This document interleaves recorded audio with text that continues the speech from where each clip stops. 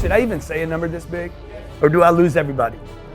$400 million we have estimated is what it cost me. If people feel like they know you, like you, and trust you, then they are way more likely to want to do business with you.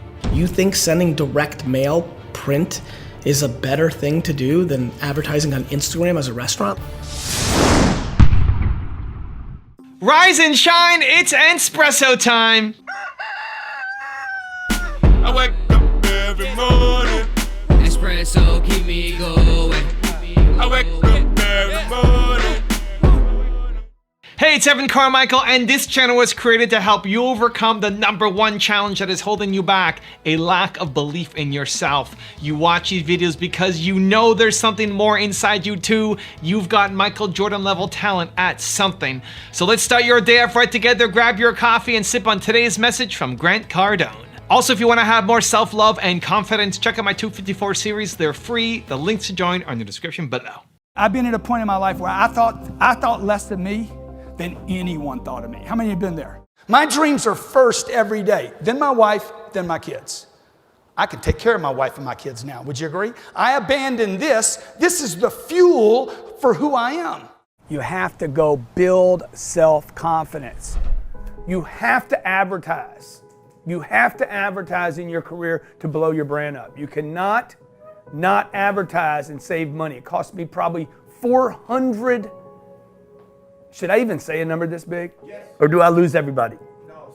$400 million we have estimated is what it cost me because I didn't advertise for the first 20 years of my career. But before you spend $1 in advertising, and even if it was wasted, it'd be a great dollar to spend. Even if you don't get a return, you should do it. But before you do that, what you need to do is spend a lot of time, energy, and resources on branding. I made a mistake here not spending more money in advertising. I made a bigger mistake not spending more time, energy, and resources on branding. And you are making a mistake if you do any kind of metrics on did it convert, did it pay off. Branding will not pay off. Zero. You will get a zero return if you don't brand. Okay, you will get a zero return for branding in the beginning. You will never get a return on advertising if you don't brand. Branding is a must. It is senior to advertising. People need to know who you are before they will buy from you. If people feel like they know you, like you, and trust you, then they are way more likely to want to do business with you. If they have no idea who you are, then you come off as just another salesperson who's trying to get their money. So I thought in today's video, I'm gonna do something a little bit more different. I'm gonna dive into the tactics of how you can monetize your social media accounts, how to make money from YouTube. Since you're watching this on YouTube, some of you guys have channels, you wanna build and grow your personal brand, how do you make money from doing it? One of the biggest mistakes that a lot of people make when creating a YouTube channel is they're trying to monetize it in the wrong way. Here's what I mean. If you are making a sales video and you put it on YouTube, it's never gonna work. A lot of people write into me and say, hey Evan, how do you monetize your YouTube channel? I don't see you ever selling anything. And aside from the occasional call out to my book or to my tour, you can get both my book and my tour. The link's in the description below. You know, apart from the occasional call out like that, most of what I do is not selling on YouTube because that's not how you win. Understand that every social media platform is an algorithm now. It's an algorithm, and what they look at is they want to see when people are engaging with your content, and if they're engaging with the content, the algorithm will promote you further across the platform. So looking just at YouTube as an example, what happens when you put out a video, it goes to a percentage of your audience, not all your audience, a tiny percentage of your audience. It goes to them. If they like that video, it goes to more of your subscribers. If they like that video, it goes to all your subscribers. And if they like that video, then it goes out to new people. And that's your goal. Your goal when creating content is not to only talk to people who know you, it's to go talk to people who don't know you. Over 80% of my traffic to my videos comes from people who are not subscribed to my channel. That's good. That means your channel is growing, you're getting more traction. That's what you want for your content. YouTube, Instagram, all of it. You want your content to reach new people. But it has to appeal first to the people who are currently following you. So that's how it works. Core subscribers, more subscribers, all your subscribers, and then out into the rest of the world, strangers, right? People are like your subscribers. That's where you really start to get the growth. When you make a promotional video, what happens is it goes to your core audience. They kind of care about it, but they know it's a sales video, so they don't want to watch it. And it might go to a little bit more of your non-core subscribers, but they're not going to watch it because they don't want to be sold to, and then that's where the video dies. And so organic sales videos never get traction. They never get reach. And then especially in a YouTube environment, if you put out a crappy video, what happens is the next video is likely going to get suppressed. It's likely not going to get as much reach because you're telling YouTube you put out content that people don't care about. So why would YouTube promote you so much on the next video? Right? Where if you put on a really great video, chances are your next video is going to get a lot more attention, traction, and reach. So you don't want to put out crappy videos.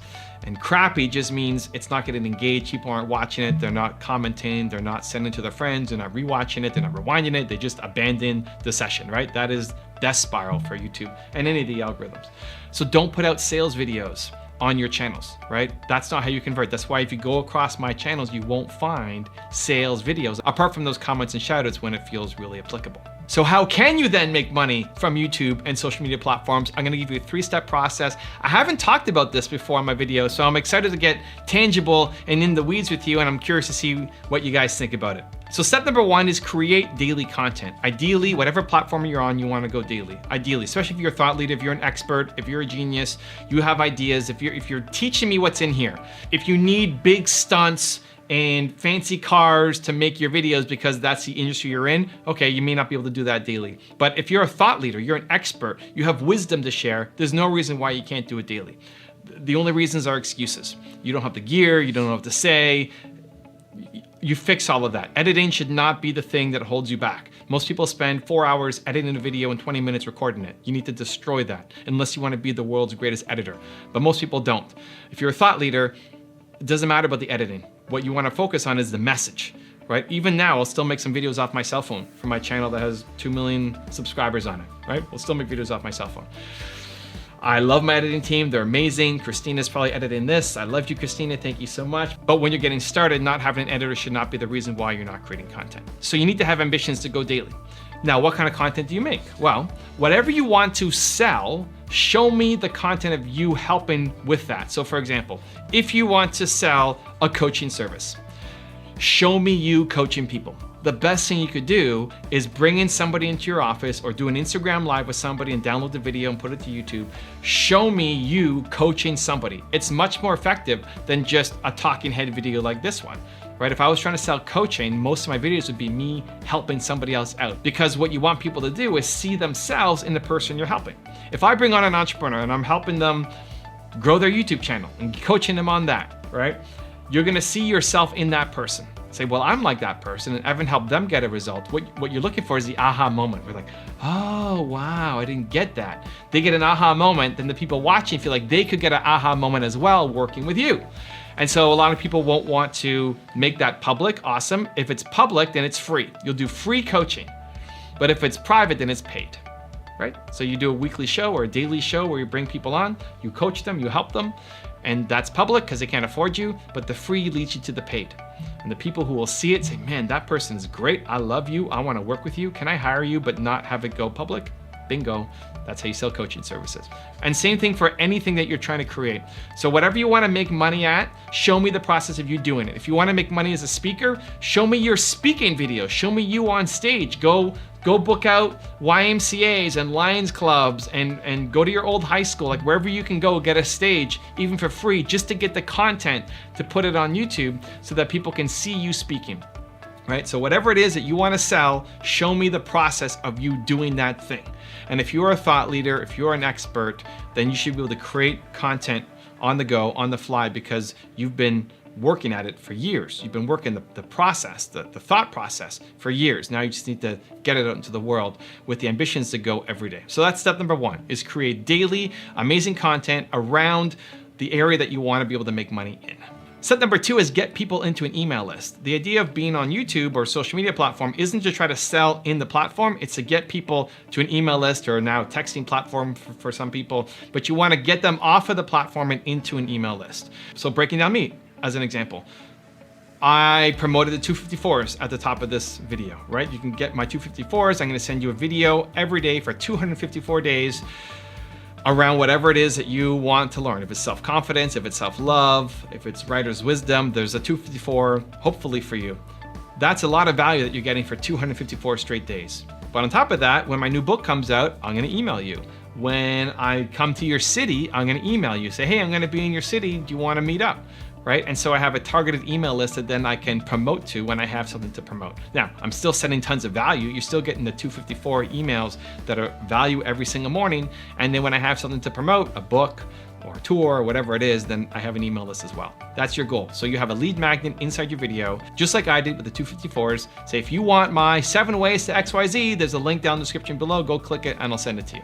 Right? And you're getting people off of YouTube, which in general is not great for YouTube, but when you're converting them into a lead for you, it's much more valuable. Most people won't do it. Most people won't take you up on the offer. Most people will just keep watching the video.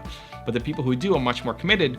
You then email them with the lead magnet, with what you offered and promised them, give them lots of value. And then when you have something to sell, you sell it. You got a targeted list, because if you make that same sales letter into a video, nobody's gonna watch it because how the algorithm works. Now you have their email address to connect directly with them. And then step number 3 is to run targeted ads. You can run targeted ads against your own audience on YouTube.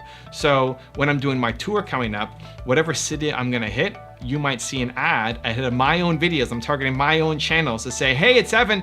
I'm gonna come to Dallas as a part of my tour. I would love to meet you in person, and you get to pre-order my book and we'll meet up. Let's go, right? There's a link down in the description, or just click the link below and I'll see you there. Something like that.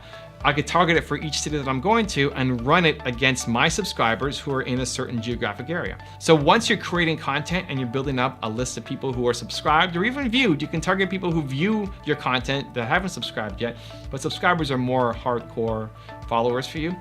Then you can run targeted ads against them as a pre-roll ad against your own content, so it doesn't hurt you with the algorithm, and you get to get your sales message out. And as long as you can convert it, you know that for every dollar you spend on advertising, you're making, you know, hopefully more than $1 back, then you can scale that up. And so using that process of thinking, I have an organic strategy, I'm trying to win on the platform with organic, I'm gonna create valuable content that people care about and that people will wanna consume and follow me for. And then the advertisements come by having an email list that you can then promote to because you've offered them some kind of free lead magnet, and then you run targeted ads against your own community, whether it's YouTube, whether it's Facebook, whether it's Instagram, the platforms that have ad products, to say, hey, it's me, thank you for watching my videos, I've got X coming up, and then that's how you sell it. Now I've got a really special bonus clip that I think you're gonna enjoy, but before that, question of the day, I wanna know, what do you think about this video? It's a different way of tackling a topic, much more deep and tactical into marketing. So I'd love to know if you want more like this or you want me to stick to my usual videos. Give me some feedback. Let me know down in the comments below. And if you made it this far, I want to celebrate you. Give me a hashtag believe down in the comments as well. In 1996, my dad had a liquor store in New Jersey. That's as traditional as you get. Yeah. That was 22 years ago. And I put my dad's store online, and I did email marketing, and I did Google, and I did content, and then a couple months after YouTube came out, I started a YouTube show in 2006, which is now 12 years ago. I have no respect, and normally I deploy a lot of empathy. I struggle deploying empathy. I struggle deploying compassion. If you were a business operator in 2018, heading, by the time we're recording this in October 2019, which is when the majority of people are going to listen to this, and your excuse is, well, I'm a pub, or I make tomato juice, or I have 3 restaurants. Digital is oxygen. It's the real world feels secondary. Like, to not be a communicator, content producer, part of the conversation, it's gone from cute and naive to grossly negligent. Yeah.